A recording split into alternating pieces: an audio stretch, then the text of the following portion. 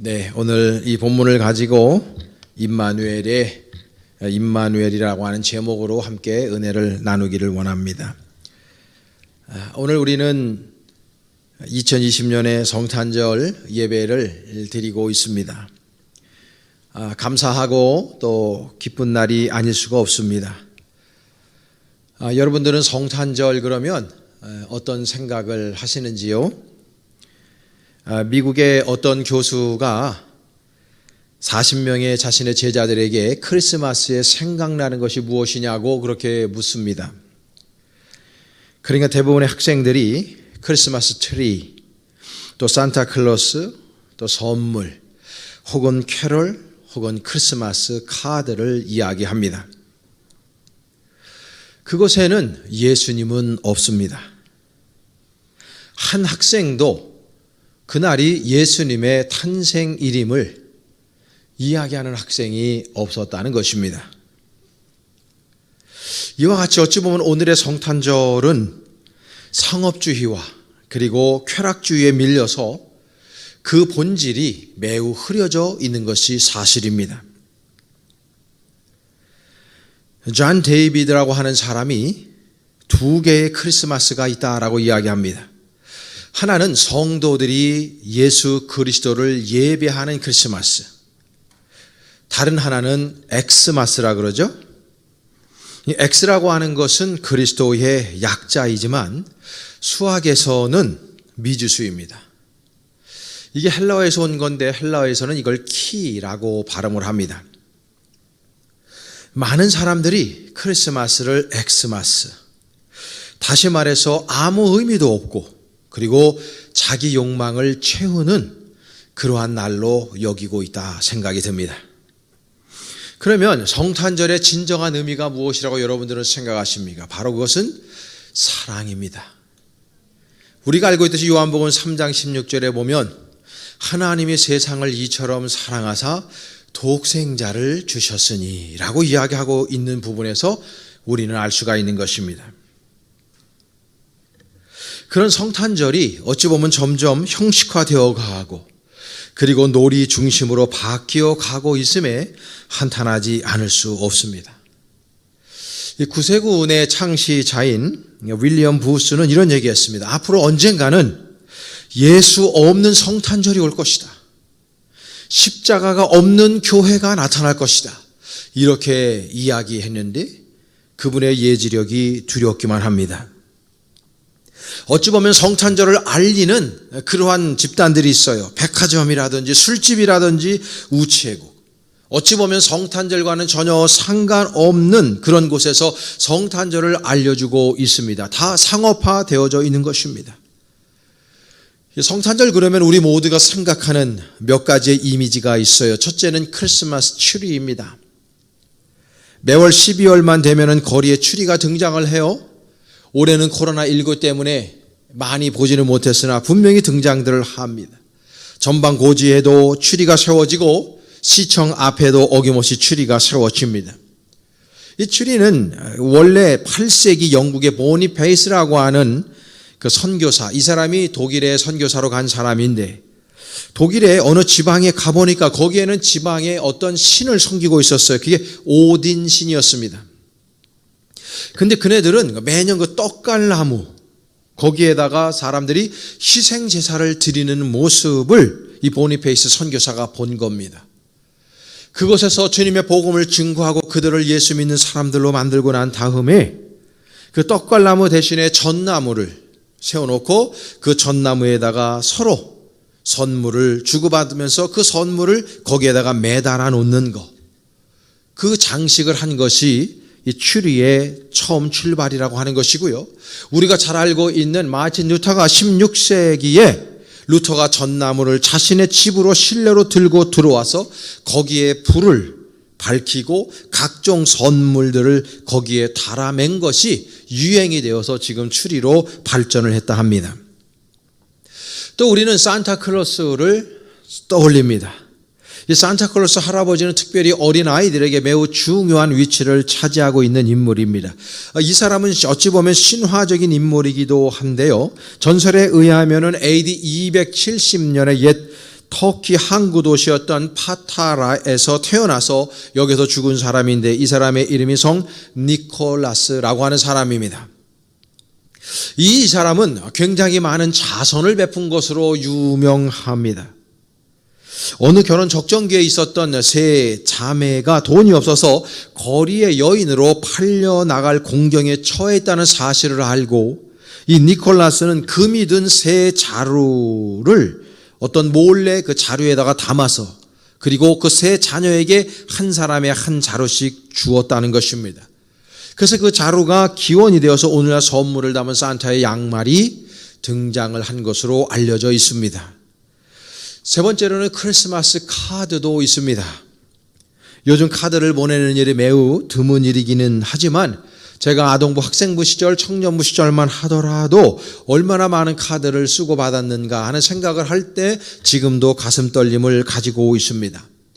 이 카드는 1843년에 크리스마스 날 영국에 있었던 어떤 미술 교사들이 둘이서 카드와 추리를 통해서 하나님 앞에 영광 올려드린 서로가 서로에게 카드를 주고받은 것에서 시작이 되었다라고 알려져 있습니다.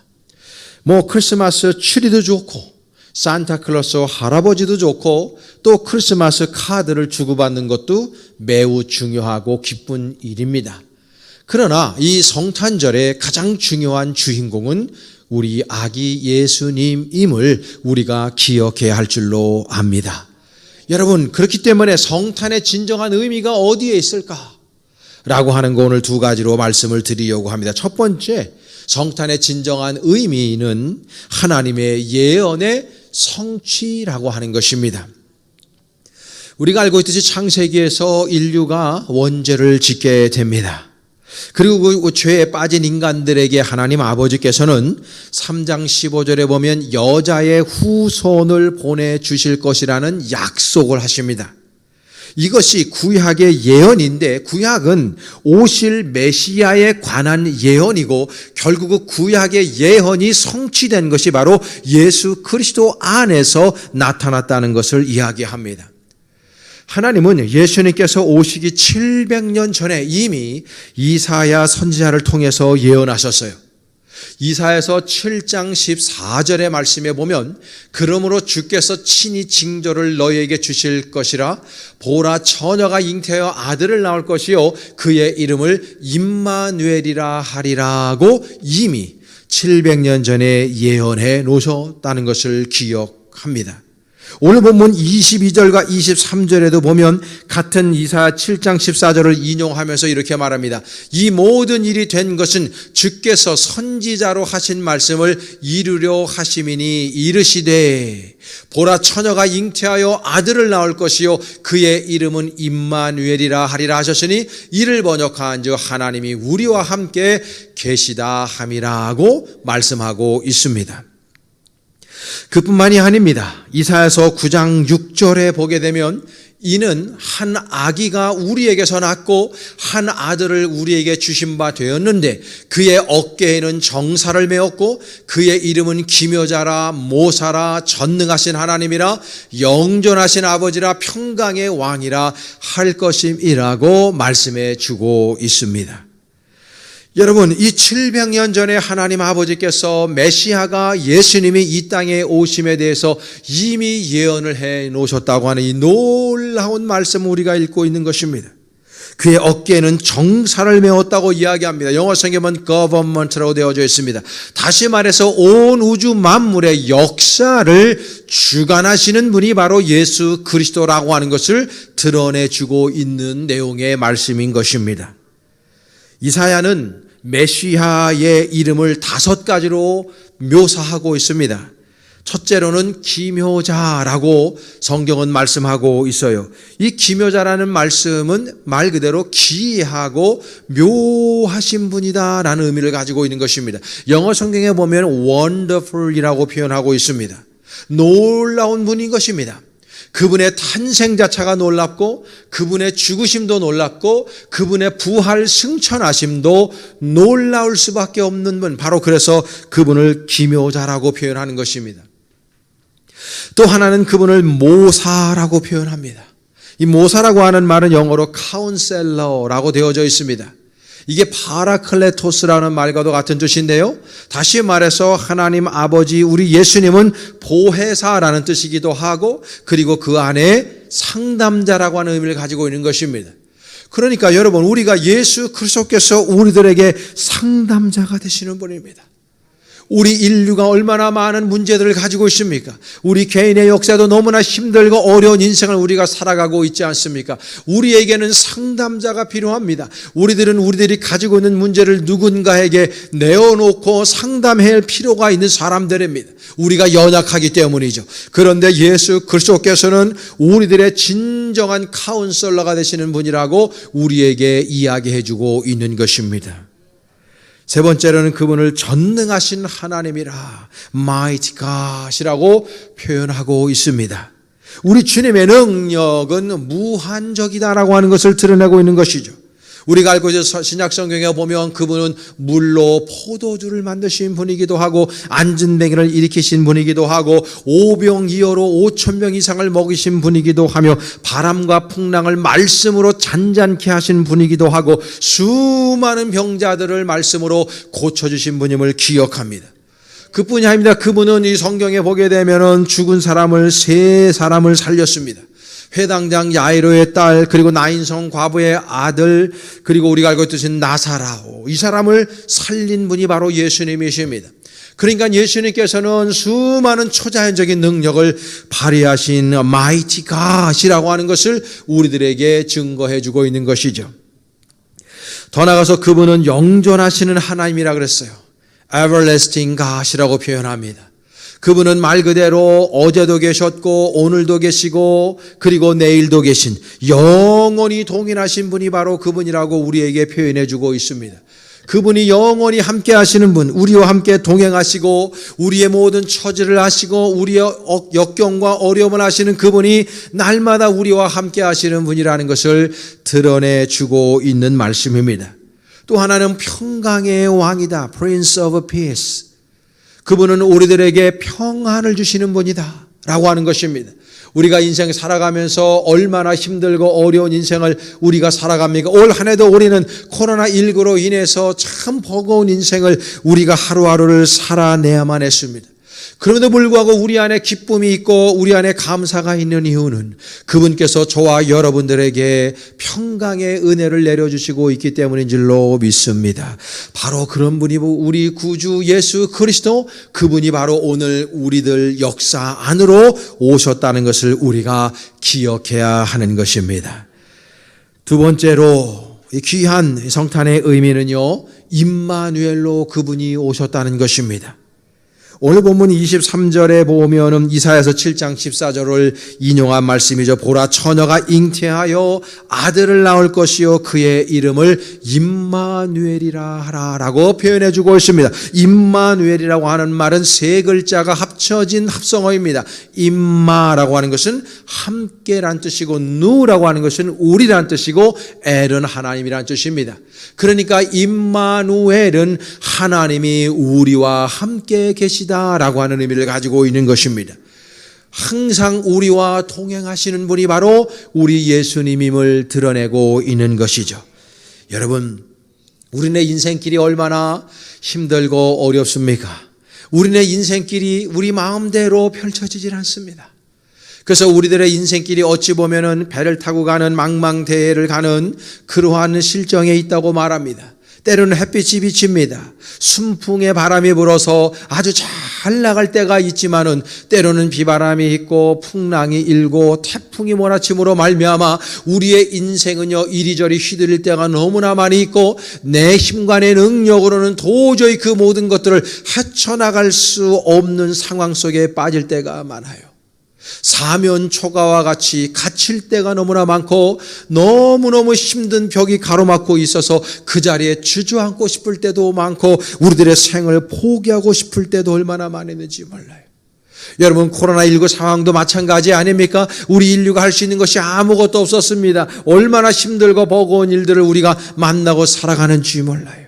근데 여러분, 우리들에게 소망의 메시지가 있는 것은 예수 그리스도께서 우리와 함께 하시는 분이라는 이 귀한 축복의 메시지인 줄로 믿습니다. 그분이 저와 여러분들과 일생을 동행하실 뿐만 아니라 영원토록 나와 함께 하시는 분이라고 오늘 성경은 우리에게 말씀해 주고 있습니다. 예수님이 이 땅에 오신 목적은 저와 여러분들과 동행하시기 위해서, 우리와 함께 하시기 위해서 이 땅에 오셨다는 것입니다. 그 예수님이 바로 저와 여러분들의 구세주가 되시는 분임을 믿어 의심치 않습니다. 그러므로 우리가 날마다 주님 안에 위로와 기쁨을 누리며 살아가야 되는 것, 때로는 우리의 인생이 힘들고 버거워도 주님이 나와 함께 하신다라고 하는 이 믿음이 우리를 다시금 살게 하고, 우리를 다시금 찬양으로 이끌고, 우리를 다시금 예배의 자리로 이끄는 놀라운 영적인 파워가 있음을 여러분 기억하시기를 축복합니다. 아시시의 성인 프란시스, 이 사람은 성자의 그 성호의 칭호를 받은 사람이죠. 그는 매우 부잣집 아들로 태어납니다. 그러나 그가 예수 그리스도를 올곧게 영접하기 전에는 방탕한 인생을 살았습니다. 그러던 어느 날 거리에서 한센병을 앓고 있는 거린을 만납니다. 그 거린은 얼굴이 심하게 일그러져 있었고 누더기 옷을 입고 있었는데 너무나도 참기 힘든 냄새가, 악취가 풍겨나고 있었습니다. 그때 이 프란시스의 마음 안에 그 사람을 향한 사랑과 동정의 마음이 생깁니다. 그리고 자신도 모르는 사이에 그 한센병자에게 다가서서 그 사람을 자신의 온 몸으로 콕 안아줍니다. 그 순간 그는 자신의 품에 안겨있는 그 사람이 한센병을 앓고 있는 거린이 아니라 바로 예수 그리스도라고 하는 느낌을 받게 됩니다.